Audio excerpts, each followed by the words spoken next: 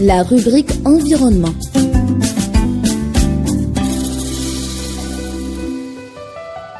Mesdames, Messieurs, bonjour et bienvenue dans ce nouveau rendez-vous. Aujourd'hui, nous allons parler du projet d'appui du marché intérieur du bois au Congo-Brazzaville. C'est un projet lancé le 26 novembre dernier en partenariat avec l'Union européenne, avec un montant de 2 millions d'euros pour une période de 4 ans. Cette initiative vise à renforcer la chaîne de valeur du bois domestique en encourageant sa production et son utilisation sur le marché intérieur congolais. Dans ce pays, la richesse forestière occupe une place primordiale dans le secteur économique. Elle représente particulièrement une source de revenus importante pour les petites et moyennes entreprises. Sauf qu'une grande part de l'exploitation et de la transformation du bois reste encore informelle, ce qui met en péril la durabilité du couvert forestier et freine les revenus de l'État dans ce secteur. Donc, ce projet d'appui du marché du bois envisage à répondre à ces défis grâce à une structuration et une valorisation du bois pour encourager son utilisation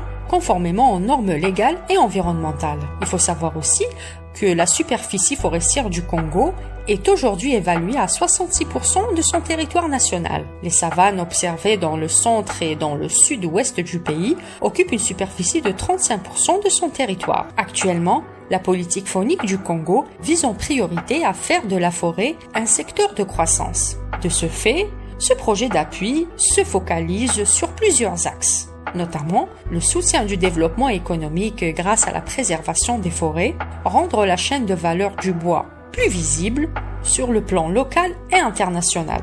Et ceci afin de promouvoir l'utilisation du bois durable sur le marché intérieur, moderniser également les entreprises congolaises et respecter l'accord de partenariat volontaire sur la gouvernance forestière.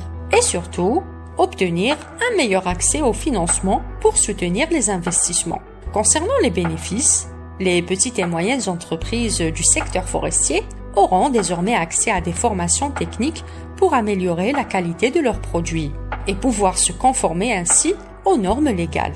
Elles pourront aussi accéder à des financements pour développer encore leurs activités. Les petites entreprises non membres des associations professionnelles bénéficieront par contre des formations en gestion d'entreprise et d'opportunités de se structurer pour devenir compétitifs sur le marché local. Alors pour finir, ce projet marque une étape importante pour la réforme du secteur forestier en République du Congo. Il contribuera prochainement à la transition verte du pays et soutiendra aussi sa gouvernance forestière.